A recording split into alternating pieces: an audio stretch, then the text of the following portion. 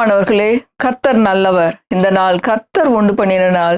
இந்த நாள்ல நாம் களி கூர்ந்து மகிழுவோம். இந்த புது வருஷத்துலயும் ஒவ்வொரு நாளும் கர்த்தருடைய வார்த்தைகளை தியானிப்பது, அது எவ்வளோ பெரிய ஸ்லாக்கியம் பாருங்க. நம்மளோட வாழ்க்கைய உயர்த்துகிறது கர்த்தருடைய வார்த்தை பாருங்க. என்ன செய்யறதுன்னு தெரியாம இருக்கிற நேரத்துல, கவலையில சோர்ந்து போய் தொய்ந்து போய் என்னால ஒண்ணுமே முடியாது, என் குடும்பம் அவ்வளவுதான் முடிஞ்சு போச்சு அப்படின்னு இருக்கிற அந்த குடும்பத்தை ஆண்டவர் திரும்ப எடுத்து நிறுத்துகிற தேவனாய் இருக்கிறார். குடும்பத்தை எடுத்து கட்டுகிற தேவனாய் இருக்கிறார். அவ்வளவுதான் முடிஞ்சு போச்சு, இது அழிஞ்சிருச்சு அப்படின்னு சொல்லி ஆண்டவர் யாரையுமே தூக்கி போட மாட்டாரு பாருங்க. மனுஷங்க தூக்கி போட்ட அந்த குப்பையிலிருந்து ஆண்டவர் தூக்கி எடுக்கிற தேவனாய் இருக்கிறார். குழிக்குள்ள கிடக்கிறவங்கள தூக்கி எடுக்கிற தேவனாய் இருக்கிறார் பாருங்க. அதனாலதான் இந்த கர்த்தர் நல்லவர் நல்லவர் நல்லவர் என்று நம்ம எப்பொழுதும் அவரை துதித்து கொண்டே இருக்கிறோம் பாருங்க. ஒரு கையில் ஆகாது, காசுக்காகாதவன், இது காசுக்காகாதவ, எந்த ஒரு பிரயோஜனமும் இல்லாதவ அப்படின்னு யார் தூக்கி போட்டிருந்தாலும் சரி, அவங்கள ஆண்டவர் எடுத்து அவருக்கு பிரியமான பாத்திரங்களாக நம்மளை வணைகிறார் பாருங்க. அவர் ரொம்ப நல்ல ஆண்டவர் பாருங்க. அதுக்கான வசனங்களை தான் இன்றைக்கு நம்ம பார்க்க போறோம் பாருங்க. சத்தியத்துக்குள்ள போவோம். ஆமோஸ் புத்தகம் 9வது அதிகாரம், ஆமோஸ் புத்தகம் 9வது அதிகாரம் 12வது வசனம். பழைய ஏற்பாட்டுல 1073வது பக்கம்.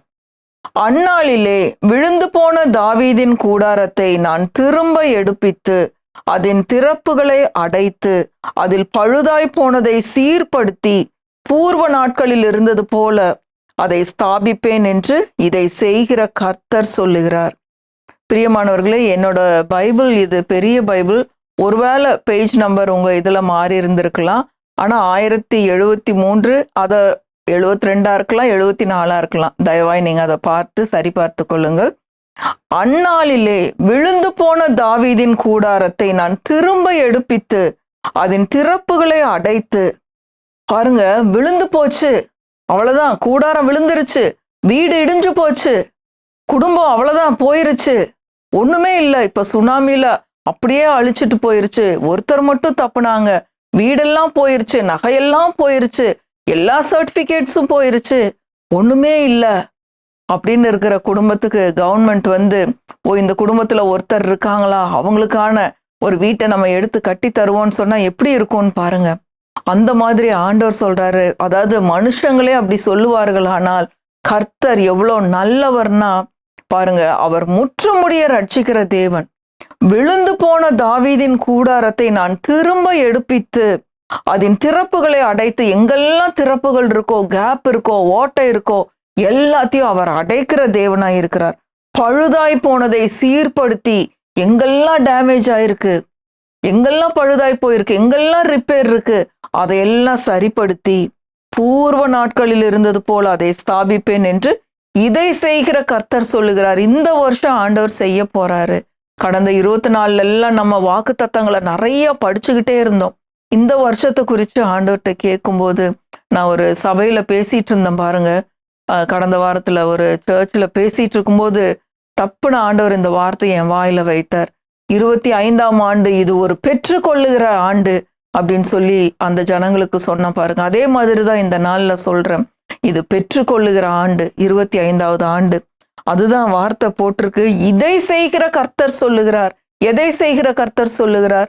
விழுந்து போன உங்க குடும்பத்தை அவர் தூக்கி எடுத்து அதன் திறப்புகளை எல்லாம் அடைத்து, ஓட்டை எல்லாம் அடைச்சு, ரிப்பேர் எல்லாம் சரிப்படுத்தி, பழுதாய் போனதை எல்லாம் சரிப்படுத்தி, அதை திரும்பவும் பூர்வத்தில் இருந்தது போல வீடு கட்டும் போது எப்படி புதுசா ஒரு வீடு இருந்ததோ, நீங்க எப்படி அந்த நாட்கள்ல நல்லா சந்தோஷமா இருந்தீங்களோ, அதே போல அதை விட இன்னும் அதிகமாய் சிறப்பாய் செய்வேன் அப்படின்னு சொல்லி கர்த்தர் சொல்லுகிறார் பாருங்க. இதை செய்கிற கர்த்தர் சொல்லுகிறார்.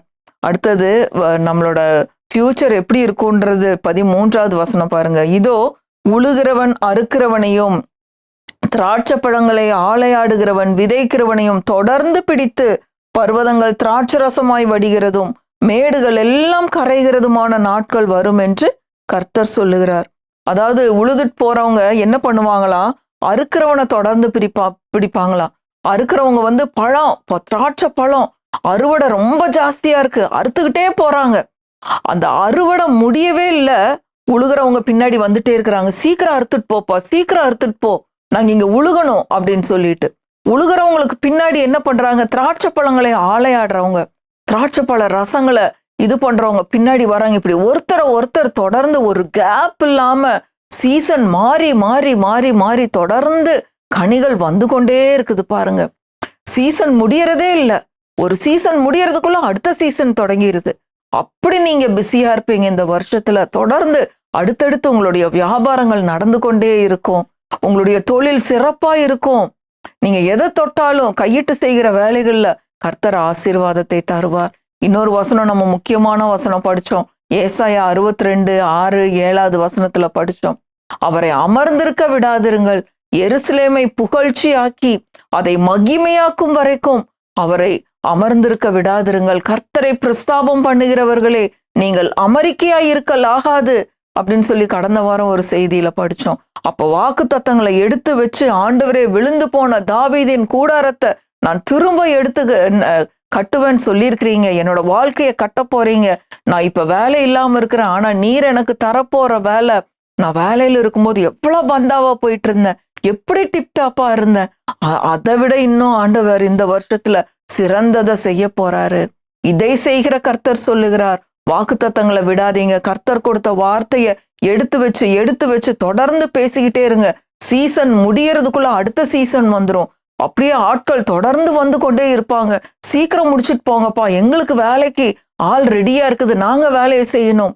நீங்க என்ன தொழில் செய்தாலும் கைகளின் பிரயாசத்துல கர்த்தர் ஆசீர்வாதத்தை கட்டளையிடுகிற தேவனா இருக்கிறார் பாருங்க. இன்னொரு ரொம்ப அற்புதமான வசனம், இந்த சங்கீதம் 18 நான் வாசித்தது 18:28 பாருங்க. அவர் இருளை வெளிச்சமாக்குகிற தேவன். இப்போ ஒருவேளை உங்க வாழ்க்கை ஒரு இருள்ல கிடக்கிறது மாதிரி இருக்கலாம், எந்த ஒரு நம்பிக்கையுமே இல்லாம ஒரே டார்க்கா இருக்குது, என்னோட லைஃபே என்ன செய்யறதுன்னே தெரியல அப்படின்னு சொல்லி ஒருவேளை நீங்க புலம்பிட்டு இருந்திருக்கலாம். புது வருஷமும் வந்துருச்சு, எனக்கு முன்னாடி எல்லாம் ஒரே இருட்டா இருக்கிற மாதிரி இருக்கு, எந்த வழியா போறதுன்னு தெரியல அப்படின்னு சொல்லி ஒருவேளை நீங்க குழம்பி கொண்டிருக்கலாம். சங்கீதம் 18:27 வாசிக்கிறேன் பாருங்க. தேவரீர் சிறுமைப்பட்ட ஜனத்தை ரட்சிப்பீர், மேட்டிமையான கண்களை தாழ்த்துவீர். தேவரீர் என் விளக்கை ஏற்றுவீர், என் தேவனாகிய கர்த்தர் என் இருளை வெளிச்சமாக்குவார்.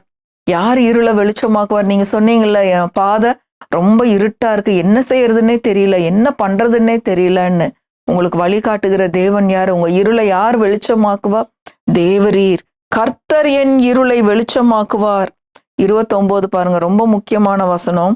உம்மாலே நான் ஒரு சேனைக்குள் பாய்ந்து போவேன், என் தேவனாலே ஒரு மதிலை தாண்டுவேன். தேவனால நீங்க எவ்வளோ பெரிய மதில்னாலும் எவ்வளோ பெரிய பிரச்சனைனாலும் உங்களுக்குள்ள இருக்கிற கர்த்தர்னால நீங்க அந்த பிரச்சனையை ஜெயிக்க முடியும். ஏன்னா உங்களுக்குள்ள இருக்கிறவர் பெரியவர். 1 யோவான் 4:4 போடப்பட்டிருக்கு, உலகத்தில் இருக்கிறவனை காட்டிலும் எனக்குள்ள இருக்கிறவர் பெரியவர். 1 யோவான் 4:4 பாருங்க.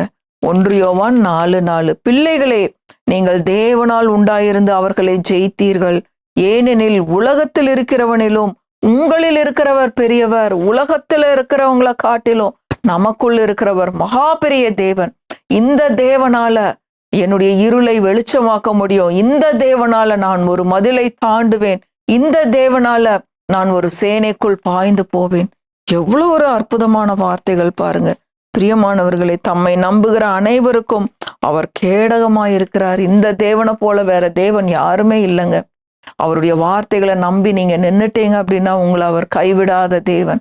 ஒருவேளை டிலே ஆகிற மாதிரி இருந்திருக்கலாம், ஆனா மகிமை பெருசா இருக்கும். கர்த்தர் சிறந்ததை உங்களுக்கு செய்யும்படியாக ஒருவேளை டிலே ஆகி கொண்டிருக்கலாம். அந்த கால தாமதமாகிற நாட்கள்ல நீங்க உட்கார்ந்து கர்த்தரை துதித்து வார்த்தைகளை தியானித்து அவருக்கு நன்றி சொல்லி கொண்டே இருங்கள். நிச்சயமாகவே கர்த்தர் எல்லாவற்றுக்கும் போதுமானவராயிருந்து உங்களை அவர் பலத்தினால பின்னாடி வசனத்தை சங்கீதம் 18:32 பாத்தீங்கன்னா, அவர் பலத்தால் இடை கட்டி என் வழியை செவ்வைப்படுத்துகிறவர் தேவனே. ஒருவேளை நீங்க இப்ப கோணலான வழிகளா இருக்கலாம், கரடு முரடான பாதையா இருக்கலாம், இருளா இருக்கலாம், குழிகுழியா இருக்கிற மாதிரி இருக்கலாம், மலை மாதிரி இருக்கிற மாதிரி இருக்கலாம். எல்லாத்தையும் சரிப்படுத்துகிற தேவன், கோணலானவைகளை செவ்வையாக்குகிற தேவன், இருளை வெளிச்சமாக்குகிற தேவன். அவர் உங்களுக்கு ஒரு வெளிச்சத்தை கட்டளையிட்டு இருக்கிறார். பிரியமானவர்களே, இந்த நல்ல தேவனை இந்த காலையில பற்றி பிடித்து கொள்ளுங்கள். நிச்சயமாகவே உங்க பாதை அது சங்கீதம் 68 சொல்லப்பட்டபடியாக என் பாதையெல்லாம் நெய்யாய் பொழிகிறதுன்னு சொல்றபடி உங்களுடைய பாதை நெய்யாய் பொழியும், பாலும் தேனும் ஓடுகிற நலமும் விசாலமான தேசத்திற்கு அவர் உங்களை வழி நடத்துகிற தேவனாயிருக்கிறார். கர்த்தர் நல்லவர், அவரை துதியுங்கள், அவர் கிருபை என்றும் உள்ளது. ஆமென், ஆமென், ஆமென்.